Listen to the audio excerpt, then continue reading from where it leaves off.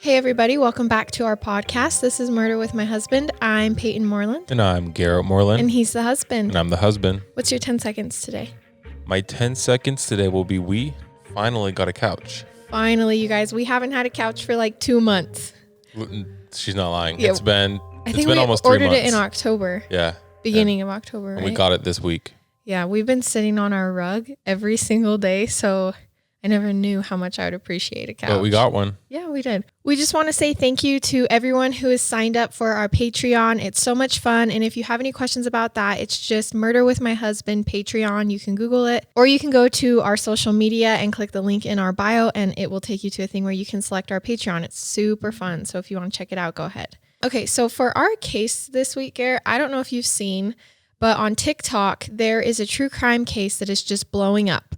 No one's talking about it. They're just telling everyone to go check it out. What do you mean? Like, I don't know. I've seen multiple people be like, if you want to have your mind blown, go watch this 2020 case. It's on Hulu. Mm-hmm. And that's it. That's all they would leave it at. But I've seen multiple people talk about it. And then the comments are like, oh, this just threw me for a loop. Da, da, da. And so I was like, okay, I have to like check out what everyone is talking about. It's been the hype. Okay. And so I got on, I like searched the 2020 and I realized I know the story. I know this 2020 story, but I thought I would share it for everyone who's listening since everyone's talking about it so you can be in the know too. What do you mean? Like you know it as in you've heard it before? You've done research on it before? No, I've heard it before. Okay. And I mean, it's definitely a doozy. Huh. Okay, so this is 2020, season 43, episode 7. Our case starts in Council Bluffs, Iowa, which is a city but sort of has a small town feel. It's quiet, rural community. Near the border of Nebraska, out on the edge of the city, is a huge park named Big Lake Park. It's around 200 acres, has many small ponds and lakes in it, lots of hiking trails, lots of like toys for kids. It's like a beautiful park. Mm-hmm. On December 5th, 2015, a young woman was walking Big Lake Park alone. It was nighttime, dimly lit, but she was just trying to get her time in by herself. She stopped at a bench along one of the walking paths, and while resting for a second, she was approached from someone behind her. She turned around and saw a woman standing there with a gun. The woman told her to get down on the ground, and when the young woman did as she was told, the perpetrator shot her in the leg and then ran off into the woods. The injured woman waits until she feels like the gunwoman isn't returning, and then gets up to walk the path back to her car where she had left her cell phone. She calls 911 and lets them know what had happened. Police respond by sending a helicopter over the park in hopes of spotting the suspect, but they have no such luck. Now we are going to rewind to roughly 3 years earlier in 2012, Omaha, Nebraska, which is only about 10 minutes from Big Lake Park. So although it's 2 states again, they're very close.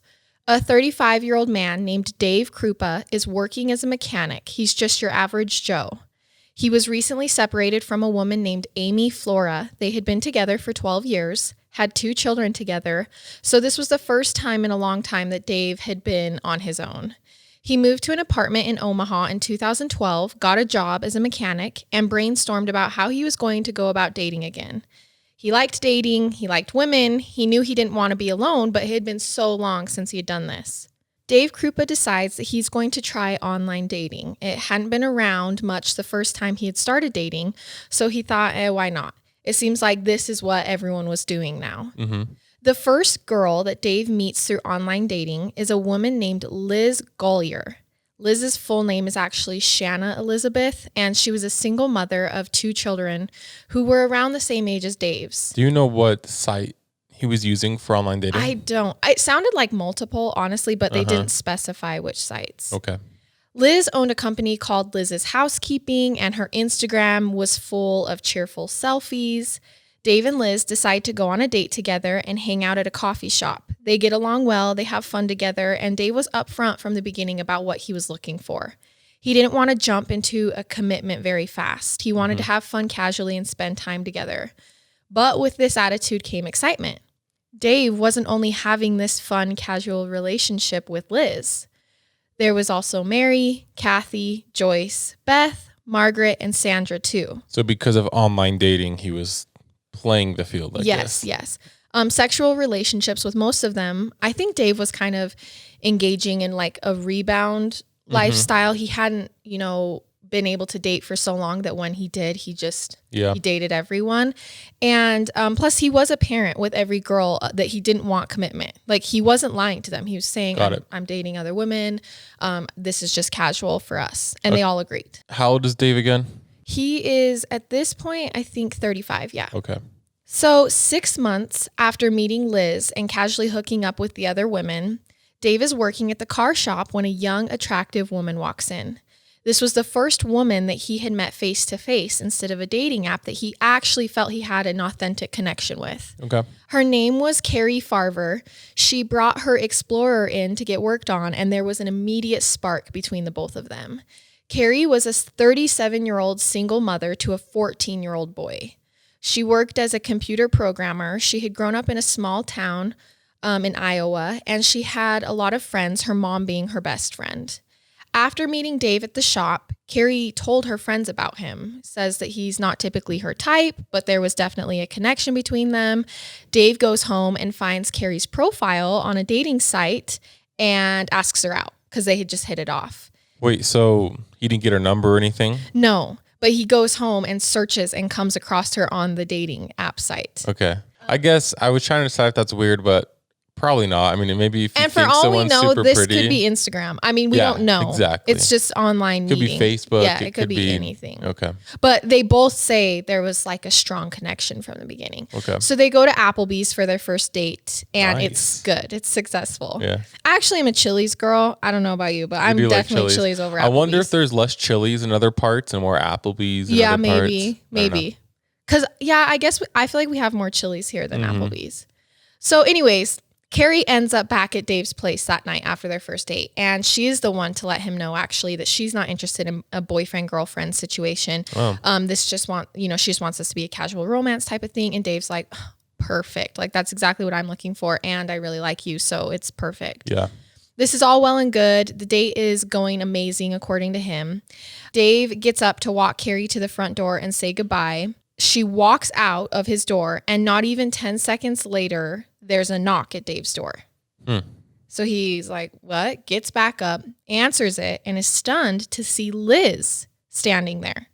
What? The girl he was casually dating at first. She had come by to pick up some things that she had left at his apartment.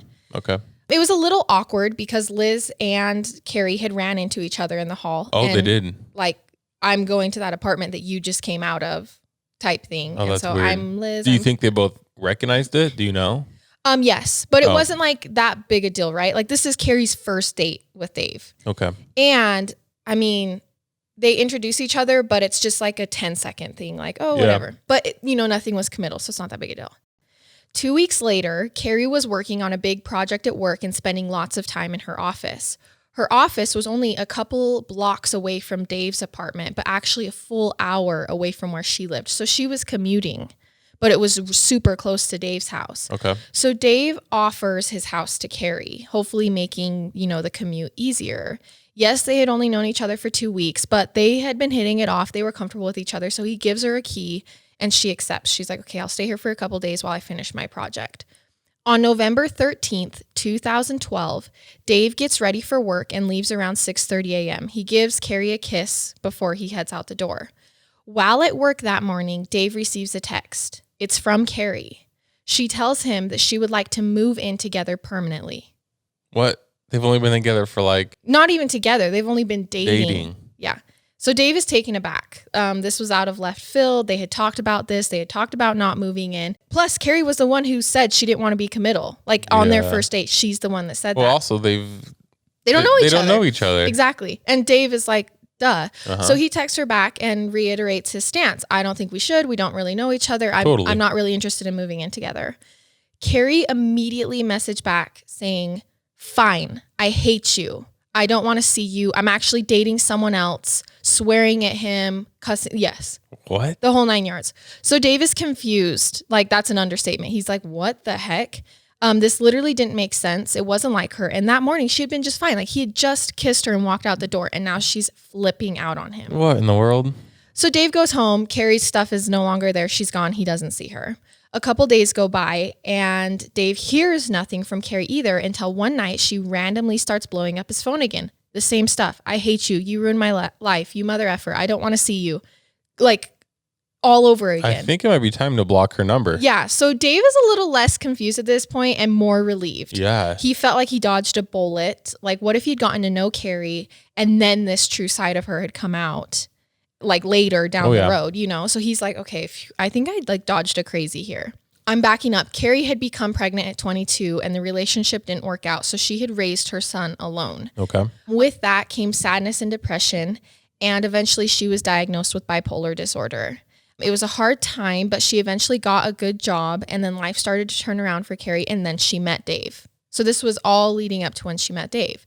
She texted her mom and arranged to have her son, who is now in high school, stay with her so she could spend some days at Dave's home, which was closer to work. Mm-hmm. That same day that Cari had freaked out on Dave while he was at work, Cari had also texted her mom to let her know that she had decided to just take a job in Kansas. So not only did she text Dave in 180, she texted her own mom, who was taking care of her son at this point because she was taking a job in Kansas. And said, I'm taking a job. Yes. She's obviously a liar. Yes. Well, her son vouches for her and he tells grandma, no, like this isn't weird. Mom was talking about taking a job in Kansas. So he kind of like vouches for her. Like, I don't think there's anything weird going on. Maybe she just decided, you know, to go through with it. Mm-hmm.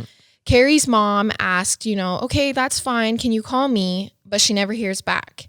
Cari told her son, like texted her son and said, I'll be there in a couple days. We're going to go to my half brother's wedding and then I'll get you and we'll go to Kansas. The day of the wedding came and went, but Cari neither showed up nor called. So now her son's just living with grandma.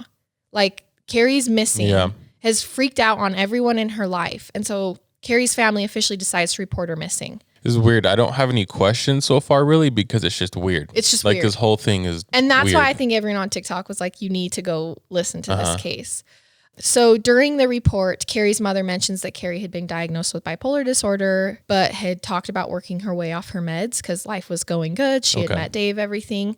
Police tell her, you know, people who have bipolar disorder and go off their meds, we see these type of situations play out, erratic behavior, disappearing. So like, we don't think she's in danger or anything. We think she's an adult and she's just decided to do her own thing. Yeah. Cari's mom is like, okay, well, I can tell the police aren't really taking me seriously, but the police are like, listen, Cari's been in contact with you. Yeah. Like she's not even fully missing. She's been texting you. She's been texting her son. She's like, we can't really consider her a missing person. So back to Dave. The text messages from Cari haven't really stopped. They are foul-mouthed, calling him names, talking about how bad of a person he is. Like jealousy and rage fill the messages. Cari starts to bring up Liz in her messages, the girl that she met in the hallway that day. Okay. You know, why was that girl coming to your house? Like, da-da-da-da-da. And at the same time, Liz reaches out to Dave to tell him that someone named Cari was messaging her and like talking about Dave. And so she's like, what the heck? Yeah. All right. It's time to get a restraining order and... Yeah. So she asks Dave, how did Cari get my number? Like, who is this girl? Dave's like, I don't know. I just dated her for 2 weeks. How did she get her number? Right. So on November 23rd, 2012, 10 days after Cari Farver was last seen, Liz comes home from work and discovers that someone had broken into her garage and written "whore" from Dave on her walls in spray paint. Oh, yeah. Yeah, Cari, definitely from Dave. Yeah. So Liz calls the police and files a report, bringing up the harassment from Cari that came to her via Dave, and police pay Dave a visit at work. And Dave shows police the messages Cari's been sending him, and they're like, oh, okay, so you're not encouraging this harassment. She's just bat crap crazy. And he's like, yeah, she's harassing me too. And police are like, okay, well, like block her number, you know, do whatever. And he's like, I have. She gets a new phone and texts me. What? Yeah. No And so way. they're like, okay, well, you get a new phone then and change your number. And he's like, well, that's like not fair, you know, like. But you kind of have to do it. So anyways, back to Cari's mom. She's also still receiving text messages during this time. Some of them like kind of rude. And Cari texts her son to let him know, you know, we're going to move to Kansas. I'm going to come get you. Cari at this point has now missed her brother's wedding, her birthday, Thanksgiving, her son's birthday, and then eventually her father's funeral. Her father dies and she doesn't come to show up for the funeral. So Cari's family feels like something is weird. wrong. Yeah. So they text Cari and tell her that they don't believe it's her texting them. They're like, we don't think it's you texting us because we just don't think you would do this. Sorry, I just had like an epiphany. So I wish you'd seen his face. Go to YouTube and watch this. So what are you thinking? Okay, I'm thinking that, so Cari's been missing for a while now. Yes. She's been contacting people, but she's been gone. Now. So I don't know if because I don't know anything about the story and I don't want to spoil it. No, I want you to give I'm thinking that she's gone. She went missing. Someone actually abducted her, killed her, has her phone, and is texting people. That from seems, her phone. I mean, I know that seems completely absurd. But this is what her family thinks. Oh, okay. So Liz, obviously, and but Dave. Then, like, why would she be texting Dave and Liz if it wasn't her? Well, like, why would she's also texting like Cari's friends? But she knows stuff. Whoever has the phone, yes, knows stuff that only she should know. I feel like so. That's probably not what's happening. So Cari's family thinks that's what's happening.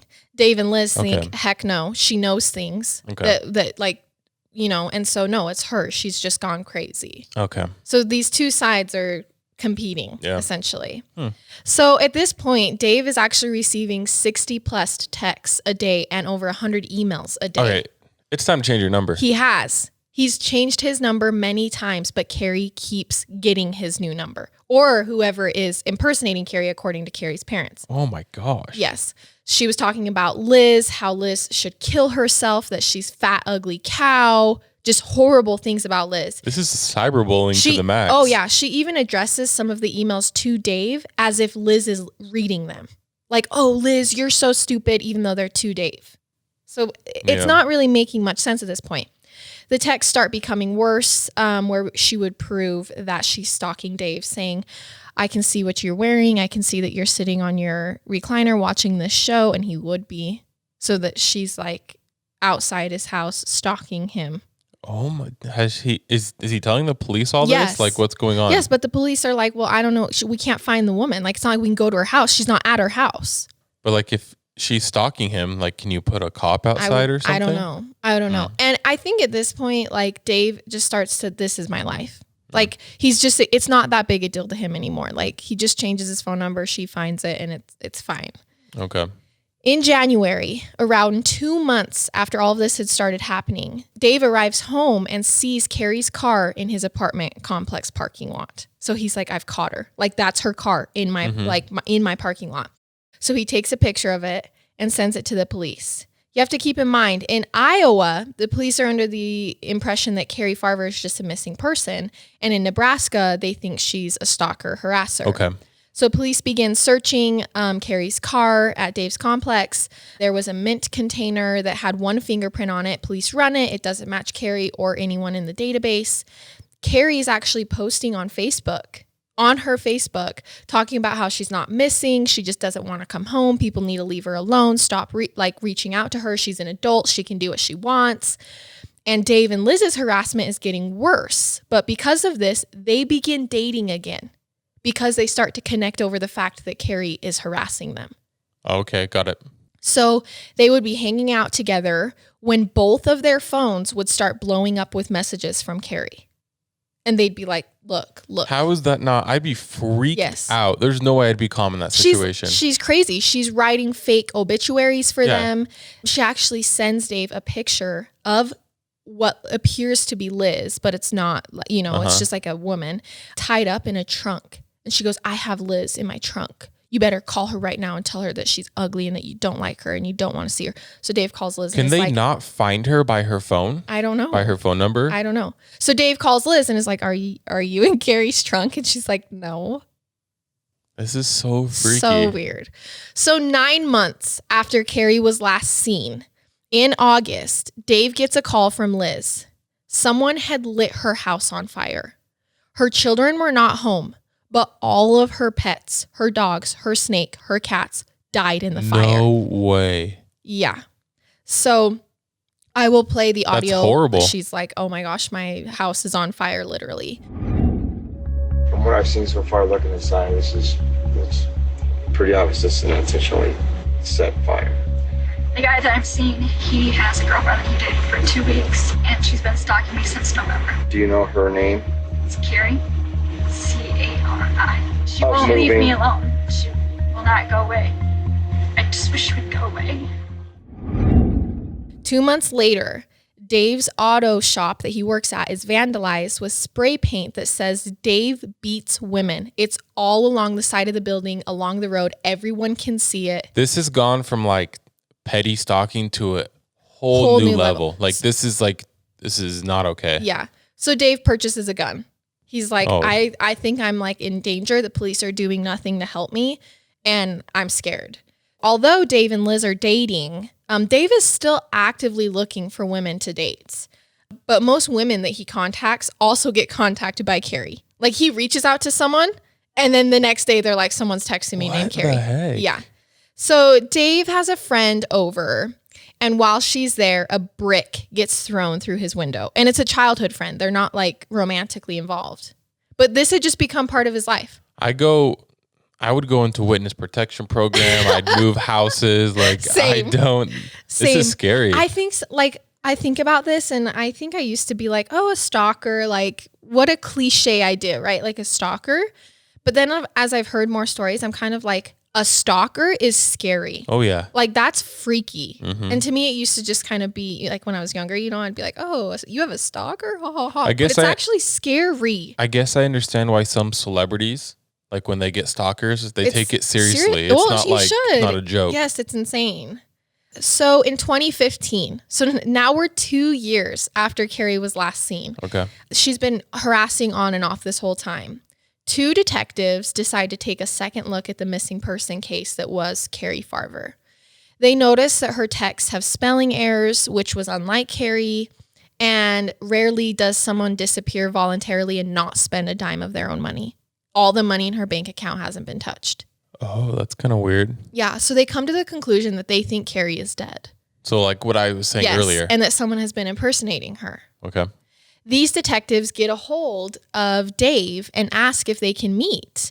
They tell Dave that they don't think Cari was harassing him and Liz. They think someone else has been impersonating her and that she's either not alive or not roaming around at her free will. Mm-hmm. Dave is stunned. Why would someone even do that, So police then drop a bombshell of evidence on Dave. A bombshell of evidence that points all fingers to Liz being the person impersonating Cari. No way. Liz, whose No house freaking burned down way. and all of her pets died. Liz, who was sitting with him at the time of getting texts from Cari. If she has burned her own house down, I don't even know what to say. Dave is That's like, crazy. No. He's like, I'm dating Liz. They only ever met once in a hallway before this happened. And plus, Liz wouldn't kill her own animals and burn down her own house, not to mention take pictures of herself in a trunk and send them to me. And how could she send them? I've been with her at times when we've received texts from Cari together. I guess I'm a little confused. So if they think it's Liz, would that mean they think it's Liz from the very first text that the very first crazy text that Dave got, like from the beginning? Yes. Okay, so That's what they're telling Dave. From everything, from the very first time she goes, I want to move in. Yes, a couple hours after he kissed her on the lips and left for work. A couple hours later, she sends a text to him saying, let's move in permanently. Okay. Let's see what happens. Are you mind Yeah, blown? I'm mind blown. Okay.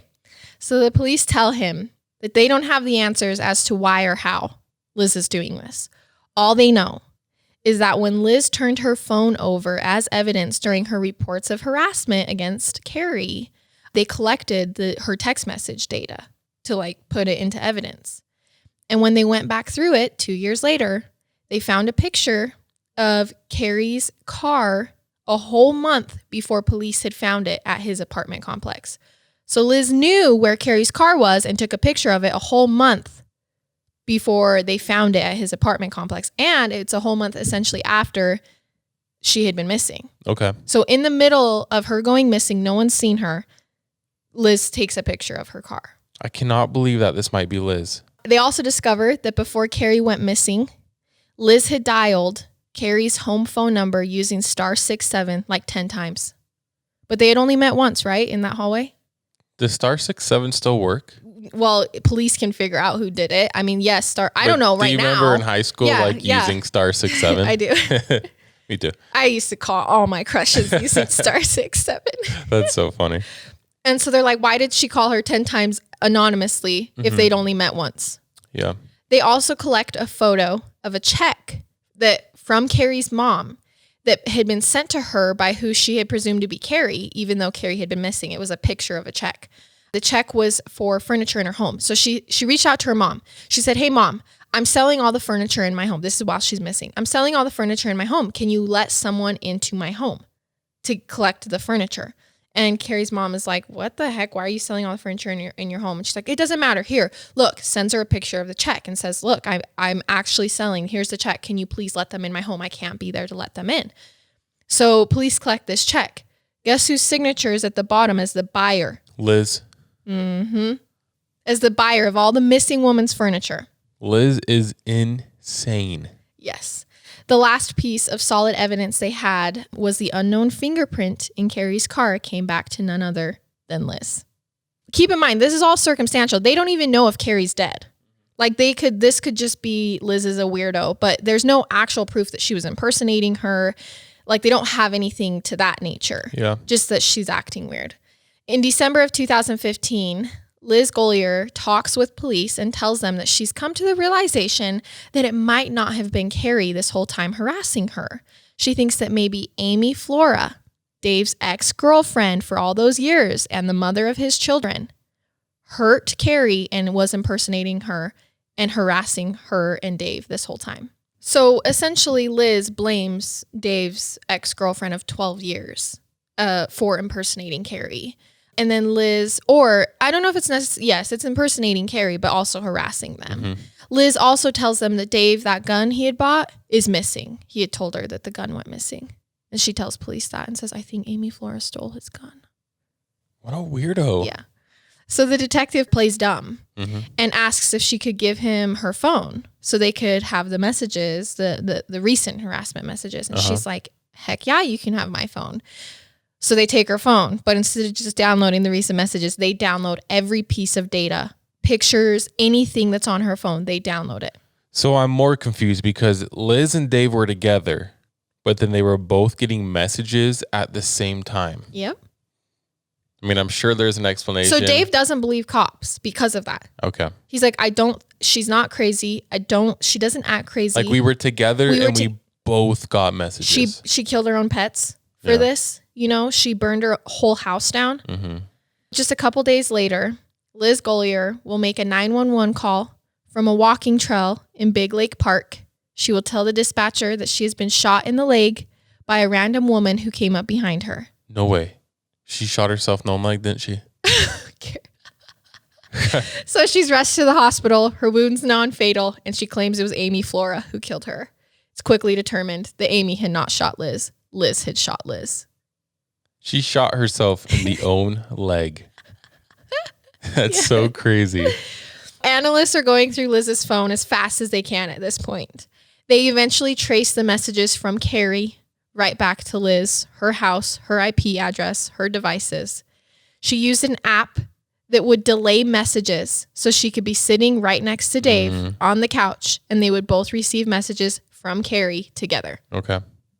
The detectives play on Liz's side. They want a solid case. Like they have evidence, but they want what happened to Cari. So they ask Liz, like, she just shot you, Amy, just shot you. It's a high chance that she hurt Cari as well. So can you please reach out to Amy and see if she will confess to Cari's murder, since she shot you in the leg? Yeah. Almost immediately, Liz comes back to police with proof, an email from Amy that says, yes, Liz, I did attack Cari. I stabbed her 3 to 4 times in the chest and stomach, and then I burned her body. And then I stuffed her body in a garbage can, and I dumped her in Big Lake Park. So at this point, Liz really thinks that she's fooling police. Yeah. She just ratted herself out. And police are like, oh my go, Liz. gosh. You're such a detective, Liz. Good job, Liz. Yeah. So they're like, actually, Liz, can you try to get more information, like maybe where the body is, you know? And So Liz is that actually what she did then? Like what she said? Is that I'm probably what she assuming. did? Do you think she just made it up? I don't know. She's made a lot of things up. I know. So anyways, detectives reach out to Dave and they're like, hey, we're really trying to get a solid case on this for Cari. We've been working with Liz, but can you tell Liz that you're moving back in with Amy? Because we think that will push her over the edge. Okay. Like, can you just be like, actually, I know you think Amy's the person who's been harassing us, but I moved. Like, they want to drive Liz crazy. That's kind of scary. Even though she already is crazy. So he does it. He literally is like, hey Liz, I'm moving back in with Amy. I'm worried that Cari's gonna hurt her, so I'm moving back in with her. Liz is gonna freak out. Loses it. And I'm going to play the tape, the call that she makes to police after Dave tells her this. Looks like the only person that benefited was her. So she gets to shoot somebody, and then she gets to kill another person, and then she gets to move in with Dave, and she gets to be free. And you guys aren't arresting her.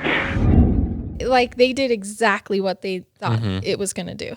That was smart to do. She sounds like a 9-year-old whose brother got the sucker that she wanted. Exactly. She's like, this is not fair. It's not fair. It's not fair. She's been harassing me. Yeah. And then he gets going to move back in with her.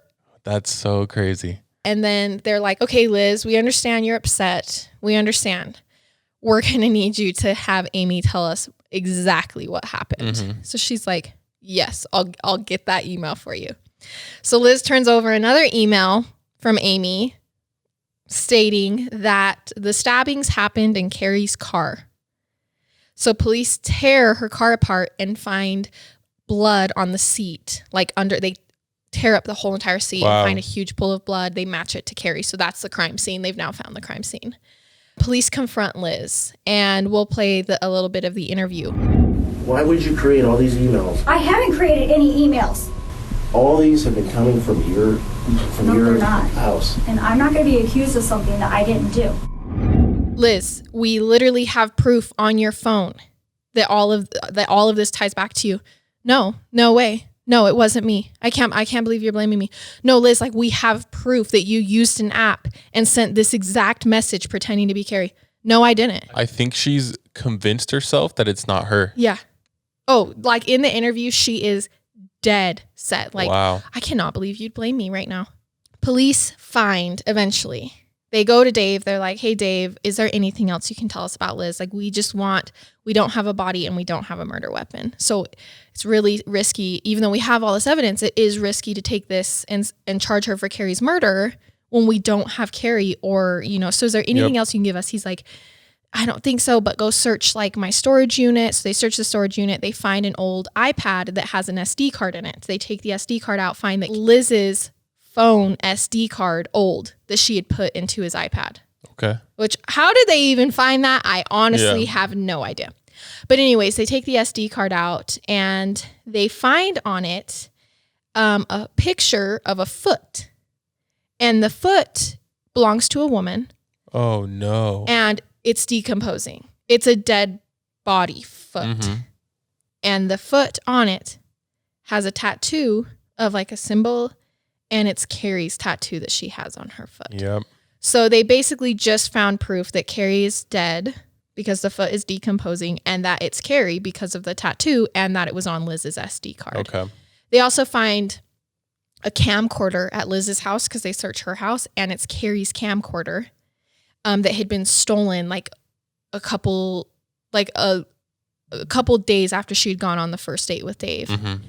And on it was a video of Cari, and I can play this for you, but it was a video of Cari filming herself saying, my Ford Explorer just got vandalized. So a couple days after Liz met her in that hall, she went to Cari's house and vandalized her car. From day one, it was. From day one. A flip. Yes. Okay. So they have all the evidence they need. They take it to trial, and Liz is sentenced to life in prison. Wow. Okay. Yeah, but that is the story of Cari Farver and the tangled web that this was 3 years of police not knowing where she was to catch her for harassment or where she was to find her as a missing person. Are all stalkers like this? Because this is the craziest stalker story that I've ever heard. Just the like the little details, this, not even that. It's what she burnt her own house down. Killed her pets. Yep. She killed, and it was like 5 pets. It was like a snake, dogs, cats. She killed them. She burned them alive to try to keep up. How many kids did she have? 2. How old were they? The same age as Dave's kids, but I don't know the exact ages. Okay. So that is why everyone on TikTok is talking about this story.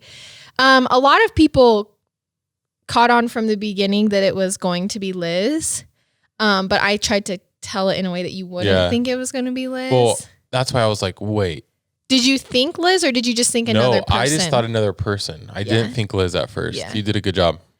I feel like Dave, he's like, literally from the day he's like, it's like Cari completely switched, like literally 180 personality, and everyone chalked it up to, well, she has she's been diagnosed with bipolar disorder, and so I think that was like worked against Cari in this situation. And I think I would have been like, this isn't going to happen to me. No. Like, this isn't happening. There's no way. And even in the interview, like Dave, he does the interview and you can tell he's just kind of like, it was just weird. Like, like I was getting stalked, but I don't know. Like I didn't think really anything of it. Which is, I'm going to lie. I'm not going to lie. I think that's kind of weird. Like if I was getting he's stalked. A very laid back guy. Okay. Like the way he was talking about this was very chill. Well, he handled it really well. Yeah. Because I think I would have been freaking out. Well, and he kept saying in his head, like, he kept saying, the whole time I was dating Liz, like casually through all of this, I kept thinking, like, how is she, like, why does she keep wanting to date me? So like, does he tell this story? Yeah. Like, that's cool. Yeah. Well, the story isn't cool. No, that's but sad. I'm saying the fact that he comes out and talks about it. Wait, so time out. Poor Cari. Poor Cari. She got killed. We didn't talk about that very much. Literally dating a guy for 2 weeks. For doing nothing. She didn't do anything. It's so sad. Yeah, and I mean, that's why I did include Cari's family side of this story, just because I do want to give justice to the fact that, like, Liz did not only hurt Cari, herself, and Dave. Like, there was, like, Cari had a son. Oh, yeah. A 14-year-old son who was texting Liz years after his mother went missing going, where are you? Why did you leave me? Why won't you come back and get me? That's so sad. So sad. So heartbreaking and sad. Yeah. That's probably part of the story no one really talks about. No, and Liz would reply as Cari going, it's okay, little man. I love you. I just can't. Yeah. Oh, that. I know. So this story, although crazy, and you just are like, what the heck is wrong with this Liz person, also was just completely devastating for so many other people. Yeah. Oh, yeah. Like Liz's or Cari's family, I just feel horrible. Yeah, that's crazy. But I mean, can you believe Liz shot herself in the leg? Oh, yeah. In her femur bone. I don't understand how you can shoot yourself. Just to, like, you didn't even need to. That's the thing. So she didn't even need to. Like, she didn't need to burn her house down. Everyone was believing it was Cari. She didn't need to go as far as killing her pets. Shooting herself in the leg. I don't know how that would. So she never came out and said this is where her body is. So they still don't. She claimed innocence. She still claims innocence to this day that she didn't do it. Is she in a psych ward or is she in prison? Psych ward. Is she like in a... Yeah, I know what you're saying. No, she's in prison. Okay. Which they would have had to evaluate her before they sent her to trial. So, I mean, honestly, if her defense team was smart, they would have done the insanity plea. Yeah. But yeah. So, anyways, that's the story for this week, our episode. And yeah, now you can brag to all your friends that you know exactly what everyone's talking about on TikTok. But yeah, please subscribe if you haven't. We love you guys so much. We appreciate the support. Check out our social media. It will have a lot of images that go along with this case, and also the YouTube will have everything that will be included in this case will be on there if you want to go watch that. It's MWMH Podcast. And if you have any questions about the Patreon, please let us know. We're still figuring it out and we're still working with it, but everything should be good now. Yeah, it's going to be awesome. So thank you guys for listening. We'll see you guys next week. I love it. And I hate it. Goodbye.